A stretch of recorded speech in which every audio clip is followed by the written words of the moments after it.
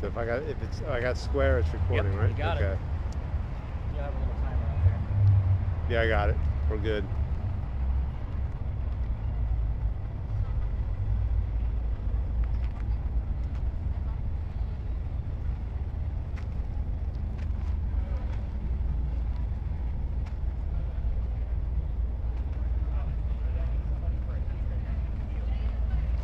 We're gonna go to this corner. You and I. We're gonna play a little game. Okay. So I got this light on my chest. Can you see what color that is? Mm-hmm. What color is it? Blue. Perfect. Now you said it out loud and it's on the voice recorder. Basically, Okay. we're asking Eliza, what color did you just see? And we're hoping one of the two ladies with the spirit box might even show up on the word generator, what color she just saw. I don't want any of them knowing. Now, the next location, this has multiple colors. Okay. The next color will be green. Okay. Just so you know, because it's an envious type of story, so I kind of try to play the light to the story itself. Okay. So nobody will see me doing it, but you'll know that I'll flash on my chest before we walk into the space. The ghost knows we're doing it, so if he finds the word, hopefully he tells one of these people Nice. what's going on. Okay. So I love to play games like this all the time. Some of the ghosts like it. Some of them are like, that's children's play. Mm. Like, it's different. I don't know what kind of experiments you guys ran with the that truth and evidence tour, but I love to play with different stuff. We just ran around and Probably no training either. right, zero, and just they said turn it on, turn it off. This means this means nothing, and have fun. And I would say it was for her, like the shit would go crazy, man. And she's always been real sensitive and stuff like that. We're gonna see what she finds tonight. Yeah. You can hear her chatting. Like, Yeah. she's just chatting away over there. She is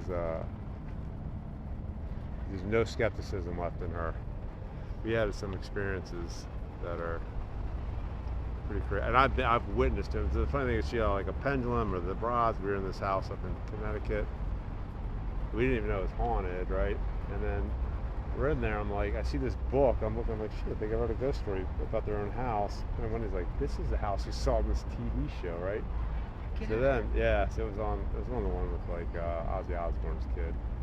But Jack. like a zillion people have been to it, right? And so That's where you guys were living?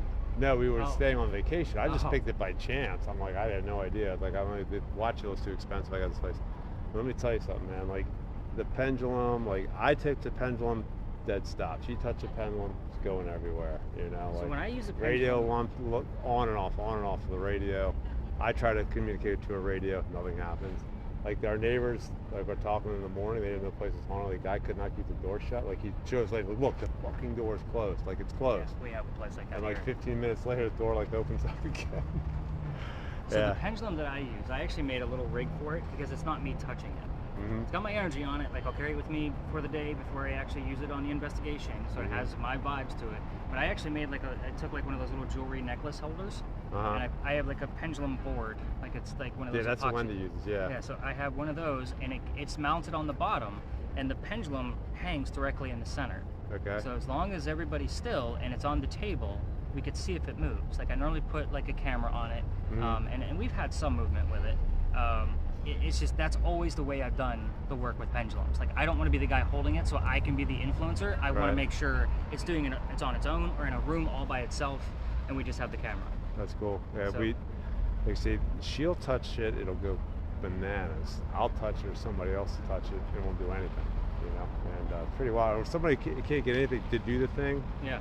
and Wendy will ask it to do something, it'll do something. Yeah, it's pretty cool. So I don't know, something goes on with her that doesn't go on with other people.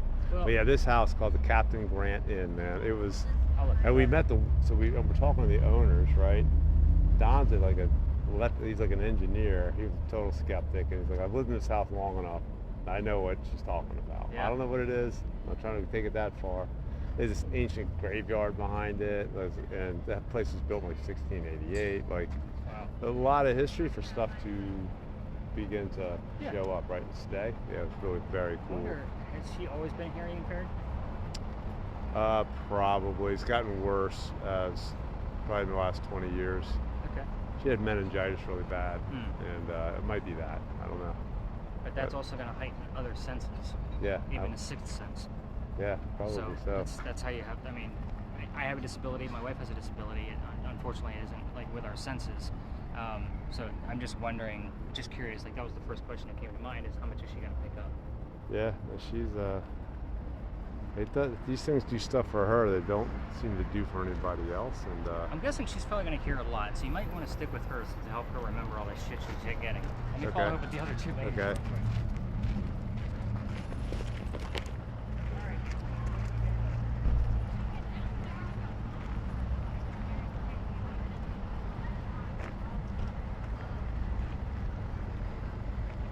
Love you to talk to me.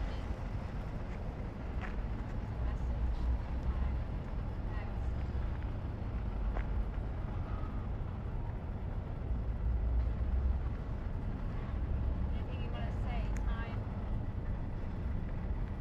Anything you want to tell me? Eliza's great. I'm listening, sweetheart. I'm listening. It's okay if you don't want to talk.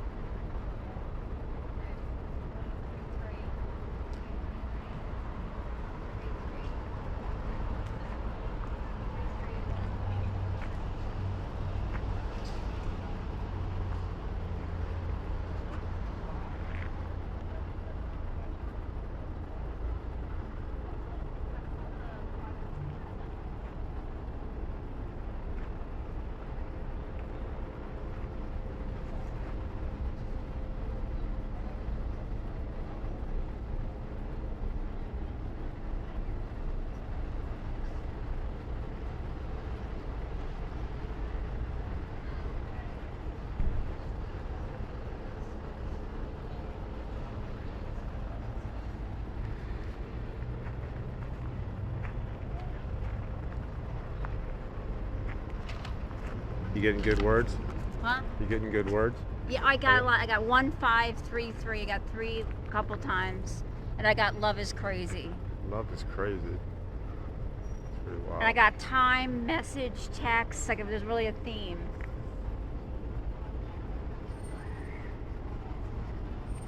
You get anything? Oh, I don't know. I mean, nothing that leaps out, but I'm looking for something so obvious, you know?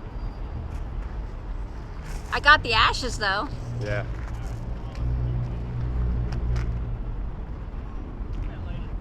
Wendy, talk to me. What are you hearing? Spit off all the things. Name, count, and number. Okay. 1, 5, 33, 3, 1, 5. And I got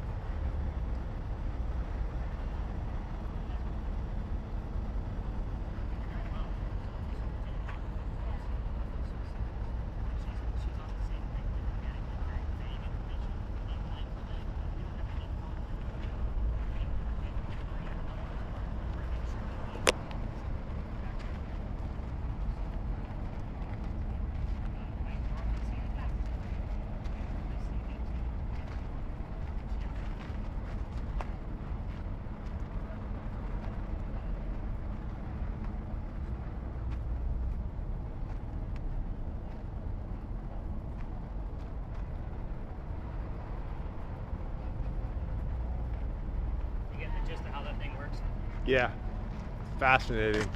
Yeah. Seeing what's That's hot. actually, somebody broke my upgrade. Well, I shouldn't say somebody. It gets bounced around my bag a lot, and it just snapped. I had it for like a year, and this is the downgrade. I just had it on standby.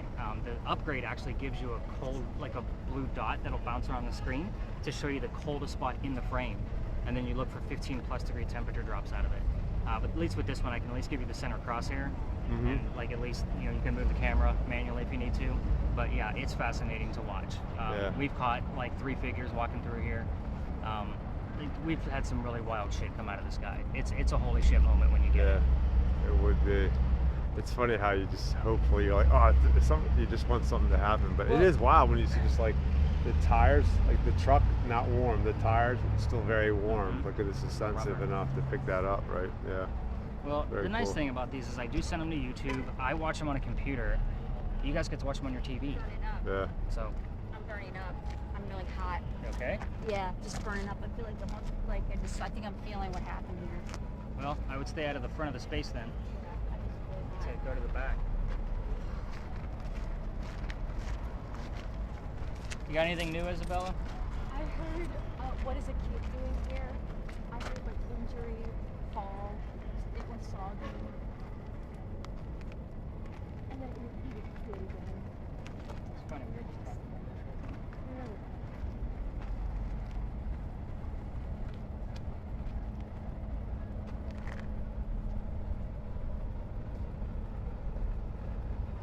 Injury, falling, what was it? It was soggy. I haven't told you. Let's see how she's feeling, because if we need to wrap it up, we'll wrap it up.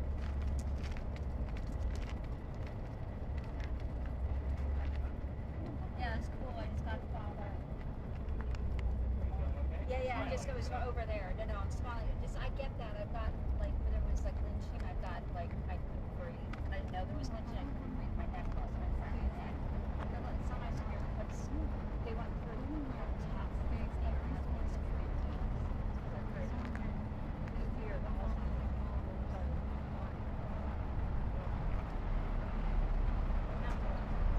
Whatever they went through.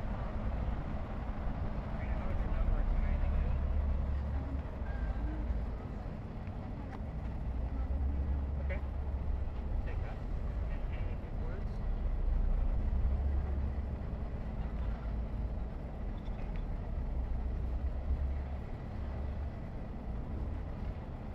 Yeah, so I think that's 16. I would say I just got family too, so I got father, family, like the 2 words right in a row. family's pretty common here. We Yeah. say that all the time. We could probably wrap this up. We could hit stop. Okay. You're saying it. Are you Hear the dancing? song, yeah? I think it was that song. You heard that earlier? How long ago? Oh, see, I just heard it a minute ago. That's weird. So we heard the same song 10 minutes apart. It's the ghost of Usher is following us. We're gonna play with something new. So do me a favor and turn your volume all the way down, All the way down. Okay. and then you're gonna unplug your headphone Okay. and hand me the end of it. I'll give you that. Okay. You ready? Yeah.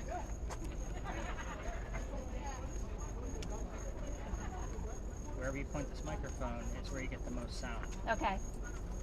Awesome. Figured you want to play with that. So the spirit box is still recording, so it's not a big deal. Okay. I can hang on to it for you if you want. Thank you. And then I'll give it back to you like before we, get ready to leave the space again. Yeah. So here's how this goes. Every ghost tour comes here, guys. I promise you, like they all come here. It's just a staple. I tried to like take this out of my tour, but this guy, like, he follows me around the city. So he has a code word to let me know that he's nearby. Like that's how often I see him. A code word, and it's not something you would normally hear on the radio. So when we're not here and I get that code word, I'm not going to tell you what it is just yet until the end of the night, so that way you're not looking for it. But at the same time, he lets me know we normally get the code word plus something else relevant to him, like his name. Joseph? It's Joseph. Oh, I got Joseph. Cool. So this is Philadelphia Alley now, okay? So this used to be called Duelers Alley. This is where some of the duels used to occur for the city of Charleston. And we're not necessarily looking for Joseph's voice either. Like normally we would be looking for voices with that type of recorder. You'll see what we're looking for here as we kind of go through the story. We're all telling the same story down here, just so you know. I'm just giving you extra details because you're not on the Fluff and Marshmallow Joe store like them. You're here doing the hardcore ghost hunting. Let's get into it. A doctor moves here. His name is Dr. Joseph Brown Ladd. I know we had the word Brown on your word list earlier, but it was way too early and I didn't have his code word. I think it was the first word on your list was Brown, just so you know. But anyway, so he moves here from Rhode Island, and if the song Brown Eyed Girl shows up for us while we're here on either spirit box, it's not coincidence. It happens that often that I'm just not surprised by it anymore. Wow. Yeah, that's how this guy he loves to chat. But let me just point out one thing. All these ghost tours have been coming down here telling his story for like 50 years. I'm the first guy to come along where I actually have communication where he could talk back. So he does follow me around all the damn time. I actually took this out for a little bit, but I had to bring him back in because he wouldn't leave me alone. Like, he just kept overpowering all my other tales that I was telling him nearby. So I was like, all right, Joe, we'll come back. But anyway, he moves here from Rhode Island because he's supposed to get married to his fiancée, Amanda. She just inherited a lot of money from her dead parents. So, sorry, that's where it gets like super loud. He's going to like overpower that recording almost. But anyway, she just inherited all this money from her parents and because they're dead and gone. And she has an attorney helping her out with all of the cash flow. The attorney thinks that Dr. Ladd is just after her money. The attorney tells Amanda to get rid of the doctor. He doesn't do that, or she doesn't do that. He moves here instead to prove that he's not after her cash. He's going to come down here and start a medical practice, and he's going to make his own money. That's exactly what he did. On his way into town, he had a coachman. The coachman set him up to be robbed and killed. That's like having a really bad Uber driver in today's world. Sorry, we have a teenager here that I'm not sure if she knows what the hell a coachman is. I like to overkill when we have teenagers in the group. So she's like, you're good. She's so good. But anyway, so somebody's walking by and seeing what was about to happen. The person walking by, his name was Ralph Isaacs. What are Ralph's initials? All right. Where's the doctor from? Rhode Island. Sometimes we get RI on a spirit box. We need to know who it belongs to. So you can see, like, sometimes it comes from two different characters, and you need that extra secondary clue. Most of the time it's relevant to Ralph, not the doctor, but you see my point. Ralph tells the doctor, hey dude, I know this guy, the coachman. He's going to try to kill you. Come with me. We're going to go to 59 Church Street. You can rent a room from them. You'll be safe. Good to go. Doc took him up on this offer because it's a great offer. The two gentlemen became friends. The longer the doctor stays here in Charleston, the more money he's making. Proving his point, he's not after Amanda's cash, he's making his own. She got wind of this, wrote him a letter, and said, I'm moving to Charleston so we can be married. That's when Dr. Ladd became known as the Whistling Doctor. He's a happy guy. We're not listening for his voice, we're listening for his whistles. We've caught one-tone whistles down here on either recorder, plus audio, but that one is amplified. So we've caught our first two-tone whistle just a few weeks ago. So fascinating stuff. It wasn't just a quick one whistle. It was two-tone. It was fascinating. It's the first time it's ever happened for me. I told you the stories were going to get darker, and I just told you about a happy guy that's about to be married. So let's make it dark, right? Because Isabella's like, yeah, let's make it gory. Let's who's going to die. Let's kind of get into this part. Doc and Ralph go see plays together. They can't sit next to each other because the doctor makes more money. That's the hierarchy of Charleston. He just got better seats. On the way home one night from seeing a great play, there was a new actress in that play, and the two gents were discussing her. Doc thought she was great. Ralph didn't. The argument then turns into Ralph insulting the doctor's fiancée, Amanda, back home in Rhode Island. It got pretty nasty between the two of them. They went home. The next morning, Ralph went to his friends at the newspaper to place an ad telling the whole city of Charleston what he thinks of the doctor. It's kind of like a bad Instagram post in today's world. And I always got to relate to the teens. Because sometimes they don't know what the hell a newspaper is. Isn't that sad, everybody? For all the adults in the room, no offense, but sometimes they just don't know what fun it was to read the funnies on Sunday. But anyway, back to the newspaper ad. Doc saw this ad that, where he was being scolded. He rebutted, let's go to Dueler's Alley. Somebody's gonna die. All this shit over an actress, by the way, just pointing out how dumb stuff was back in the 1700s. Not that it wouldn't carry over to today's world, but you get the point. Two gents come down here, back to back, take 10 paces away from each other. They turn. Doc pointed his gun in the air, and he shot. He did not want to kill his friend. He just needed the courage to show up. Ralph did shoot the doctor, and it didn't kill him. Where did he shoot him? Anybody? Leg. Where at in the leg? Thigh. Oh no, right here? How about the kneecap? Oh. Yeah. Caps him. I know, right? And it's probably a luck shot, by the way. Like, it probably ricocheted off of something. But yeah, that's a gross shot. Doc didn't die. He fell to the ground. His friends picked him up, took him home to 59 Church Street. He did die 10 days later, November 2nd of 1786, after refusing medical treatment. We're going to let them pass by. Well, we actually don't Yeah, it would be a little bit culturally appropriate to dress up as. Right, I got it. That's where I get to take a drink because you guys make me talk for a living. Are you guys from Ghost Hunters? We are. I think so. I find myself doing the ring. I love Well, this is an actual ghost hunting tour. Yeah, we're on too. Well, no, this No, is you're not. ghost hunting. This is ghost hunting. Oh, okay. I'm sorry. Not to interrupt you. Have fun.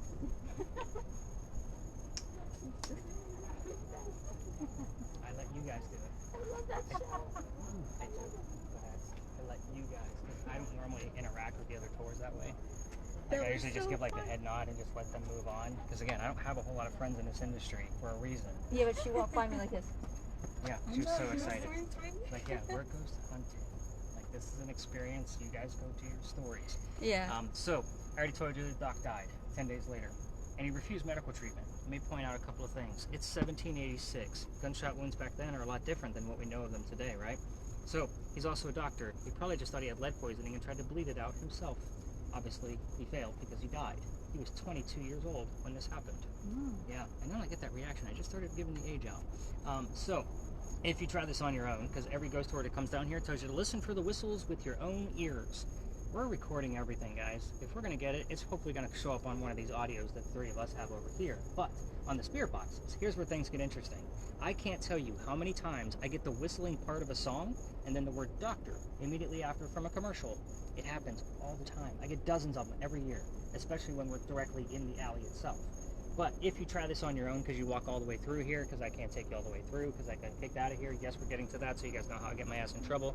But use your voice recorders on your phone. Just know that every local here knows this story.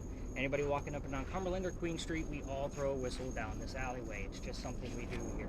Just be aware of what's going on around you. So let's talk about how I got kicked out. This is the fun part. Alright, so more history. I know. Always about history for me. The alley didn't go all the way through the way we came in. Let's do a quick check on the devices. Have you heard anything? I know you're kind of going back and forth between me and your spirit box. Not especially. Okay. Any words going on with the word list? No. Yeah, nothing on that. And obviously no whistles out of you because we probably had that very loud tour nearby. So the wall that was here was about halfway between us and Cumberland Street. And the reason why is because we're going further back in time. This used to be where they kept the livestock. This was called Cow Alley. So cows, goats, and chickens are down here. I'm telling you all of this because they started building it down by Queen, all the way down at the end and coming this way for a couple of hundred years to what we have now. Those bricks are older than these. Those are sun-dried bricks from slave children. There's a full handprint from a slave child down there, face up in one of those bricks. You can see it. I used to take my groups down there for a history lesson. There's nothing paranormal about that brick. You already know how I feel about cemeteries. That kid's not staring at the brick in the afterlife. No. November 26, 2020, took my entire group of 8 or 10 people down there, and I told them the history up here, and then I normally just point it out and we could just keep walking. That group stopped and huddled around the brick, waiting for something to happen with all the gear. I know nothing's going to happen. He's not there. Secondly, we're standing outside the dining room window of the beautiful mansion at the end of the alley. I'm just trying not to interrupt this guy's dinner. Well, my daughter was on the tour that night. She was about 14. And when that guy came out screaming his head off at me, she thought it was hysterical. Dad's getting yelled at. Like, she was all about it. Oh, wow. Yeah, we moved on. The next day was Thanksgiving. I don't tour on holidays, everybody. I worked in upper management for Walmart before I started doing this. You all fight over towels on Thanksgiving. You scarred me for life. Like, I don't do holidays anymore. The next day, the 28th of November, I called my partner that dragged me into this. I don't work with him anymore, long story, but he's already laughing when he picked up the phone, just like my daughter did. He must have got the city complaint. And he said, "You're not allowed to go down that far. It's residential. Figure it out." And he hung up the phone. So I'm sold out again because it's Black Friday. And I told my team that night I had to do some quick scrambling. I'm like, guys, I've never had anything happen around this next spot because I've been there dozens of times. Nothing happens with the gear.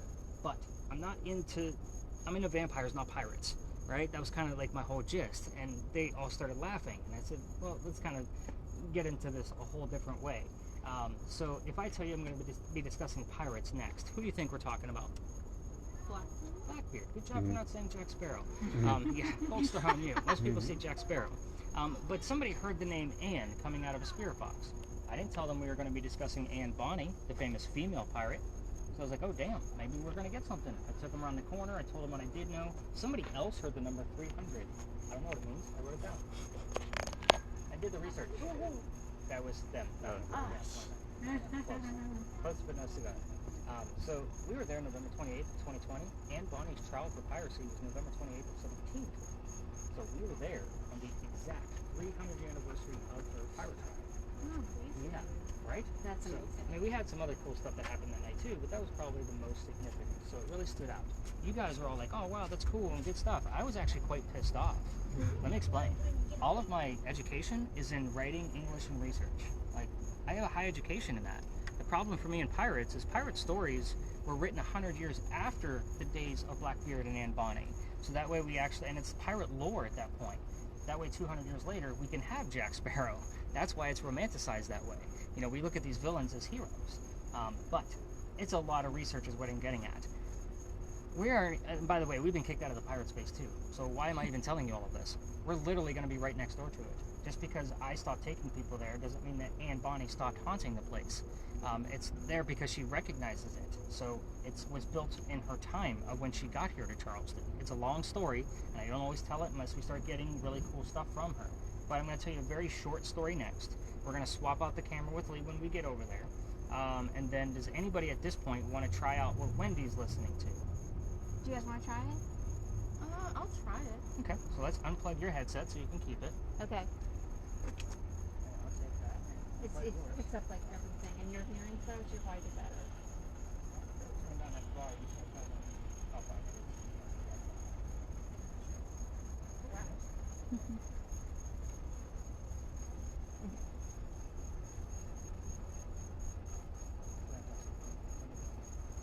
But I do listen to that whole recording, just in case you guys were wondering. So it's not a matter of like me spot checking it. I do listen to the whole thing because you don't know where those whistles are going to pop out from.